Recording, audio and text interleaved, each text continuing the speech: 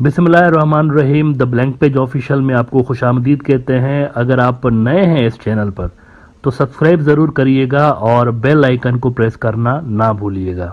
1970s में एक बड़ी मशहूर बॉलीवुड की मूवी आई थी, ब्लॉकबस्टर मूवी थी शोले नाम की। इसके अंदर एक कैरेक्टर था गब्बर सिंह का।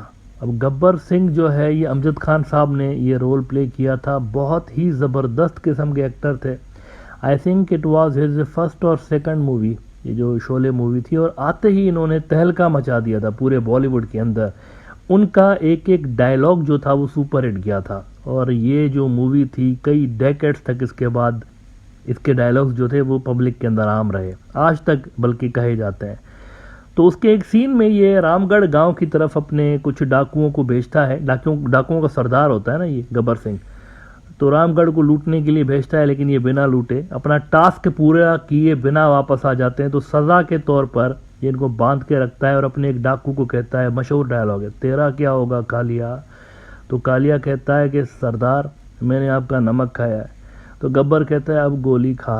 अब आप सोच रहे होंगे कि मैं आपको आज ये क्यों बता रहा हूँ गब्बर सिंह और शोले, क्योंकि कुछ उसी तरह का सीन रशिया के अंदर हुआ है। एग्जैक्टली हूबहू यही सीन रिपीट हुआ है। प्यूरिन और ये जो वैगनर ग्रुप का चीफ है प्रिगोजिन, इनके दरमियान कुछ इसी तरह की मीटिंग हुई है। और उसमें होता यह है कि ये जो पिछले दिनों उन्होंने फेल्ड अटैम्प्ट की थी, कू की, और उन्होंने तख्ता पलट करने की कोशिश की जिसके लिए कहा जा रहा है, लेकिन वो कर नहीं पाए थे। उसके बाद खबरें आई कि ये जी डील करके बेलारूस चले गए। लेकिन आज क्रेमलिन ने बड़ी अजीबो गरीब किस्म की स्टेटमेंट जारी कर दी है, शॉकिंग किस्म की स्टेटमेंट जारी की है। उन्होंने कहा है कि ये जो प्रिगोजिन है ये और इनके जो 35 कमांडर हैं टॉप के वैगनर ग्रुप के, ये सारे 29 जून को मिले हैं जाकर प्यूटिन के साथ। नाउ आई होप आप समझ गए होंगे कि मैंने आपको गब्बर सिंह का एग्जाम्पल क्यों दिया। एग्जैक्टली वही सीन होगा कि गब्बर सिंह सामने बैठा हुआ होगा और कालिया और सांभा और ये सारे उनके सामने वैगनर ग्रुप वाले बैठे होंगे, और प्यूरिन बारी बारी पूछ रहा होगा तेरा क्या होगा कालिया। तो सामने से जवाब आ रहा होगा सरदार मैंने आपका नमक खाया। बावर्ची भी था ना ये प्रिगोजिन जो था वैगनर ग्रुप का चीफ, ये बावर्ची था प्यूरिन का। ये पिछले एपिसोड में आपको बताया था। इसकी चेन थी रेस्टोरेंट्स की। वहाँ से फिर ये प्राइवेट कॉन्ट्रैक्टर्स की फील्ड में आया, इस बिजनेस में आया, बड़ा पैसा इसने देखा इसमें है, तो फिर ये इस फील्ड में आ गया था। तो ये सीन हुआ है वहाँ पर। अजीब व गरीब बात हुई है कि वैगनर ग्रुप का चीफ, उसके कमांडर्स वहाँ बैठे हुए, और वो जो कमांडर्स थे इन्होंने प्यूरिन को कहा कि सर हम तो हमेशा से आप ही की तरफ हैं, हमने कब डिसलॉयल्टी दिखाई है, हम तो लॉयल हैं, आपकी तरफ से ही लड़ते हैं हमेशा। तो ये एक बहुत बड़ा इंकशाफ हुआ है असल में। और रेफरेंस में कोट कर देता हूँ, सीबीसी न्यूज़ ने खबर लगाई है कि mercenary leader pledged loyalty to Russian government after brief mutiny, Kremlin says. Yevgeny Prigozhin took part in meeting at Kremlin 5 days after short-lived rebellion, spokesperson says. यानी ये इनके साथ मिले हैं जाकर प्यूरिन के साथ, ये कालिया, ये सांभा, ये सारे गब्बर सिंह के साथ मिले हैं वहाँ पे। फाइनेंशियल टाइम्स ने भी खबर लगाई है कि Vladimir purine met Yevgeny Prigozhin few days after failed Russian mutiny. President's invitation to 35 Wagner commanders is further sign Moscow may not punish traitor warlord. अब ये देखें बड़ा सेटबैक है उन लोगों के लिए जो समझ रहे थे कि प्यूरिन जो है वो कमज़ोर हो गया है और प्यूरिन की गिरफ्त ढीली हुई है। प्यूरिन गब्बर सिंह बना हुआ है वहाँ पे, बस हूबहू वही सीन रिपीट हो रहे हैं। अच्छा, ये जो खबर इन्होंने आज दी है, वैसे 29 को ये मीटिंग हुई है, और ख़बर इन्होंने 29 जून को, आज क्या 10-11 जुलाई है, तो 29 जून आप देखें 10-15 दिन के बाद ये खबर आपके तक पहुंच रही है। वो भी क्रेमलिन ने जब खुद बताई तब दुनिया को पता चल रहा है कि ये सारे तो मिले हैं प्यूरिन के साथ वहाँ पे। और ये उस वक्त आ रही है जब अभी कल मेरे ख्याल से EU की मीटिंग होने जा रही है, बहुत बड़ी समिट वहाँ पर होने जा रही है, उसमें बाइडेन साहब भी होंगे, ये सारे होंगे। तो उससे एक दिन पहले ये बहुत बड़ा बम फोड़ा, यूँ समझे प्यूरिन साहब ने। अब वो बेलारूस के अंदर ये बैठे हुए हैं वैगनर वाले, और 2 फ्रंट से वो इंगेज करके बैठे हुए हैं यूक्रेन को। और ये भी देखना इंपॉर्टेंट होगा कि EU वाले क्या फैसला करते हैं यूक्रेन के मुस्तकबिल का इस समिट के अंदर। लेकिन मैं आपको एक और इंटरेस्टिंग बात बता दूं, बहुत कुछ हो रहा है इन दिनों यूरोप के अंदर, बहुत कुछ हो रहा है। यूरोप मेरे ख्याल से इस वक्त सबसे इंटरेस्टिंग दुनिया का रीजन बन चुका है। तेजी के साथ वहां पर डेवलपमेंट्स हो रही हैं। पिछले दिनों आपको याद होगा एक बदबख्त शख्स ने स्वीडन के अंदर कुरान मजीद की बेहुरमती की थी और इसकी इजाज़त उन्होंने दी हुई थी स्वीडन वालों ने कि हमारे लॉज के अंदर ये क्राइम नहीं है, तो उन्होंने इसको इजाज़त दे दी थी। ये और बात है कि बाद में माफ़ी तरले कर रहे थे, मिन्नतें कर रहे थे, उन्होंने सॉरी करके मुस्लिम वर्ल्ड के सामने उन्होंने अपना जो है नदामत का इजहार किया।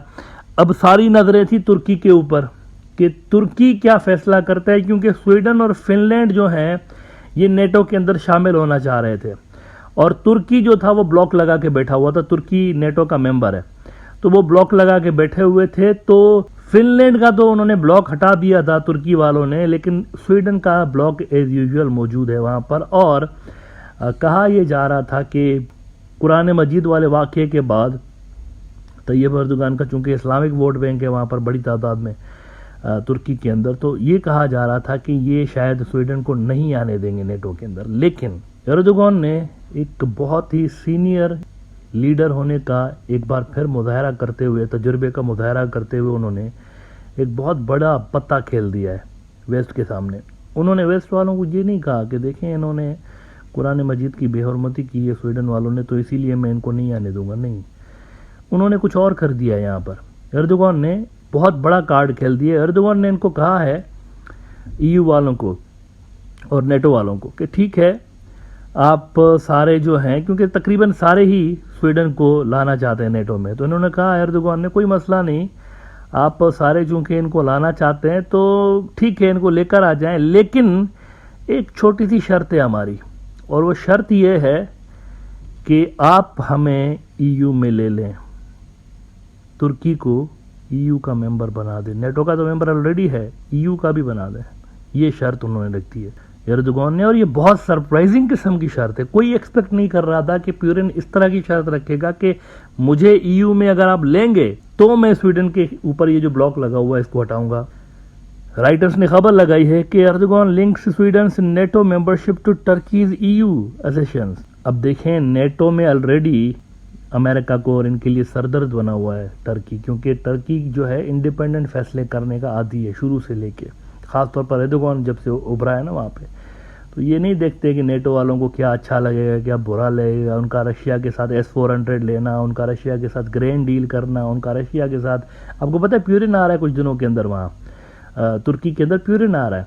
तो आप देख सकते हैं कि नेटो का वाहिद मुल्क ऐसा है जिनके साथ पुतिन के इतने अच्छे रिलेशंस हैं, अदरवाइज बाकी तकरीबन सारे मुल्कों के साथ पुतिन के ताल्लुकात कोई मुनासिब नहीं है ज़्यादा। तो ईयू वाले जो हैं इस पे परेशान हैं, क्योंकि देखें ईयू के अंदर तुर्की अगर आ गया तो यूं समझें कि तुर्की जो है वो लेजिस्लेशन के अंदर शामिल होगा। यूरोप के हवाले से जो भी कानून साजी होगी तुर्की वहाँ पर होगा, और अगर कोई ऐसा वैसा कानून होगा तो ऐसे ही तुर्की उसको ब्लॉक कर रहा होगा ईयू के अंदर बैठ के। यानी वो कुछ बड़ी बड़ी सोच रहा है एर्दोगान जो है, कुछ बड़े लेवल की गेम उसके जहन में चल रही है। इन्होंने ये शर्त लगा दी है कि अगर इसको आप लेकर आना चाहते हैं स्वीडन को तो हमें ईयू में लें। अब इस डिमांड को अगर ईयू वाले मानते हैं तो भी तुर्की का फायदा, नहीं मानते तो भी तुर्की का फायदा। नहीं मानते तो स्वीडन वाले नहीं आएंगे ना अंदर, नेटो के अंदर नहीं आएंगे। अगर मान जाते हैं तो मुस्तकबिल की जो लेजिस्लेशंस होंगी, कानून साजी होगी यूरोप की, उसमें तुर्की बैठा हुआ होगा। तो बहुत बड़ा पत्ता इन्होंने खेल दिया है। अब इनिशियल जो वाइब्स आ रही हैं वो ये बता रहे हैं कि ये बड़ा दुखी हैं इस पर कि यार ये किस किस्म की इसने शर्त लगा दी है, बड़ी सरप्राइजिंग किस्म की शर्त है। और इनिशियली ये सुनने में आ रहा है कि इन्होंने इसको रिजेक्ट किया है कि नहीं भाई नेटो में ही ठीक है, हम इनको ईयू में नहीं लेकर आएंगे। इसका मतलब है कि स्वीडन भी नहीं आएगा फिर नेटो के अंदर। यूरो न्यूज़ ने खबर लगाई है कि Brussels rejects Erdogan's demand, NATO membership and EU accession are two separate processes.